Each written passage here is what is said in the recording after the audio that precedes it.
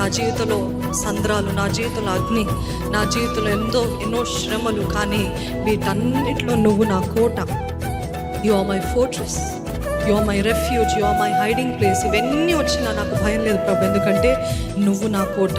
నిజంగా ఆ unwavering faith, that trust is trust your strong hold. ఆయన పైన నమ్మటమే నాకు ధైర్యము అన్న ఎంతమంది చెప్పగలుగుతారండి?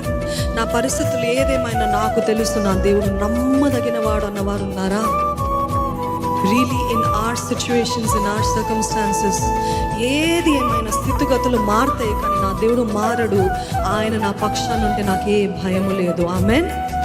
ఎటువంటి సముద్రాలు వచ్చినా, ఎటువంటి అగ్ని లాంటి పరిస్థితులు వచ్చినప్పటికీ కూడా నా దేవుడు నా కోట, నా దేవుడు నాకు ధైర్యం. There is power in proclamation. ఏంటంటే ప్రకటించడంలో శక్తి ఉందంట. మీ స్థితిగతులకి వ్యతిరేకంగా మీరు పలకాలంట. ఇది నా స్థితి, కానీ నా దేవుడు ఈ స్థితిలో నన్ను ఉంచాడు. ఆమేన్. ఇది నా పరిస్థితి, కానీ ఇది కాదు శాశ్వతము, నా దేవుడు నాకున్నాడని మీరు ప్రాక్లమేషన్ చేస్తే అదే అపవాది నోటిని మూయిస్తుంది. Your praise will silence the enemy. Amen. What silence the enemy?